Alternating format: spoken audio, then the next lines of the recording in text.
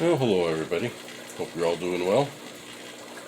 Today I'm going to be showing you how I do a water change on my Daphnia cultures and show you some tricks that I have that help improve my success. So let's go ahead and start with one of my tricks here. Well, first let me show you. You can see how green this water is and the lack of green in this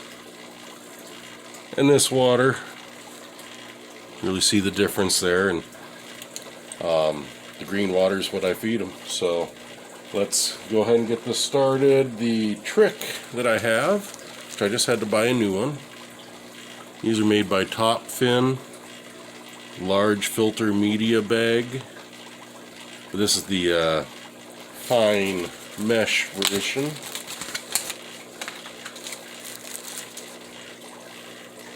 And see, it's just basically a fine mesh sock. So I put that over the end of my nozzle here, and that way I minimize, there we go, that way I minimize the amount of loss of Daphnia. That's the word I'm looking for. So let me get this started here. Basically, I just put the sock over the end, do my little squeezy thing. Try not to stir up the mulm. In this case, sometimes I'll do water changes where I'm cleaning out the mulm, but not this time.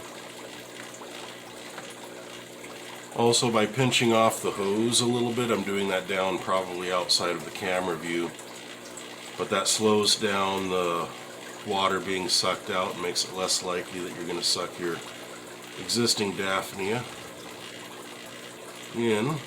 Getting a little too slow there. Speed it up a little.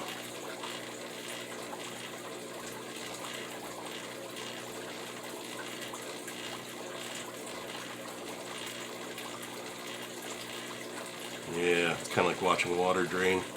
Pretty exciting. Alright, just about there. Alright, so that's enough for this one. See if I can hold my prime well enough. Then I got to do a little squeezy thing. I'll also show you what I do with this old Daphnia water. I get every little bit out of it, so, and I'm sometimes accused of being a lunatic, but you'll see. I'm letting this one go a little too fast, but don't want you to have to sit here all day while I drain this.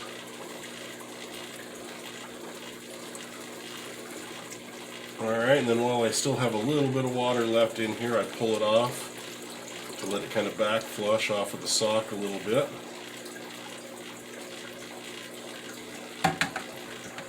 And might be a few little Daphnia on there, but not much. Just give a little splish splash there. Alright, but yeah, that's the fine mesh sock. That's one of my main tricks there. But here I'm going to show you next the addition of the green water, which you see all that mulm getting kicked up there, and that's alright. Just green water mulm.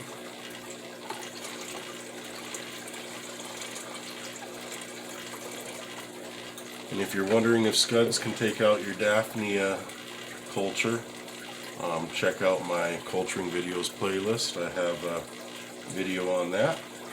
I also have a video on how I make perpetual green water to feed my Daphnia and small fry, stuff like that. You see this is all kind of icky looking here.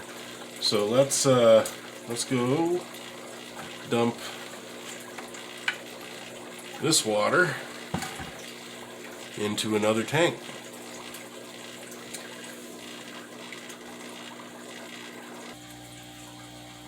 Alright, so this is the tank that I got some of my green water out of. This isn't my perpetual green water tank.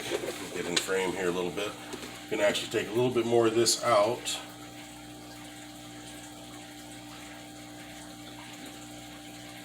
To finish adding to my Daphnia.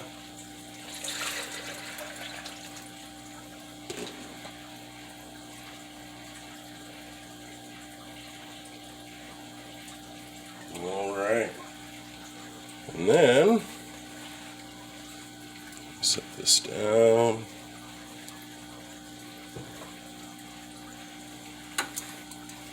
So the reason I do this is just in case there's any little Daphnia babies. And I don't do this in my perpetual green water tank, but in this tank, since I don't necessarily want the green water, I'm going to pour this in here, so in case there's any Daphnia babies that made it through the fine mesh, they might reproduce in this tank.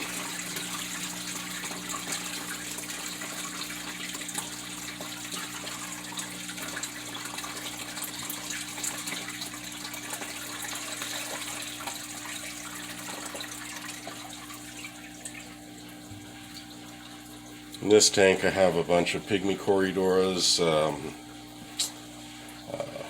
some rosy barbs, some autocinklus, a bunch of hillstream loaches, shrimp, and a bunch of scuds, which that's why I put the rosy barbs in there, and they've done a pretty good job of keeping the scuds down. So yeah, now that I got that poured in there, I'll actually show you my green water source. So this is one of them here. This is kind of a newer by mistake green water, unintentional green water, I guess you could say. It is a grow light that I do have on top there, one of those Harbor Freight grow lights, which is what I have on my, see if I can get that to move. Which is what I do have on my green water tank, my intentional green water. This one here gets very little direct sunlight. Let me move you here. This gets, this is a northern exposure, so I don't get any direct sunlight in through the window, but you know, a little bit of indirect sunlight, which may be leading to the green water here. And check out my fortress here. This is to keep my cats from, they found it fun to try to pet the dojo loaches, which is not cool. But yeah, let me show you the green water tank here now. So this is my official green water tank. Again, I do have plenty of videos. I actually have a green water tank playlist, but if you're curious how I keep this running year round for a constant supply of green water and guppies, watch the video in my culturing videos playlist. But as you can see, very green.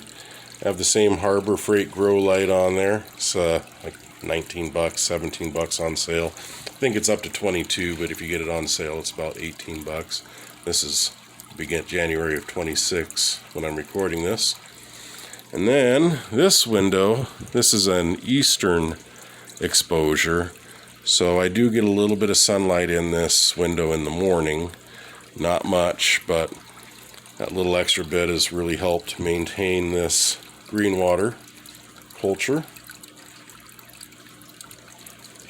Yeah, I do want to thank you all for, another earthquake here as I set her down. Thank you all for watching. If you have more questions on stuff like this, you know, subscribe, do the notification thing, and then like the video for one, that'll help. Leave comments if you have any questions. That's how I come up with video ideas, and I'm all about learning and helping to bring everyone along with me for the learning experience, the failures and the successes. So any questions, tips, please leave it in the comments. If you dislike my video, please let me know why in the comments. And yeah, at the end of this video you'll see a link in the lower left hand corner to my fish room culturing videos, where I do scuds, green water, Daphnia, snails, mosquito larvae, all sorts of stuff. So, and then in the upper left hand corner, probably be my most recent video. So thanks for watching, and I hope you all have a wonderful day.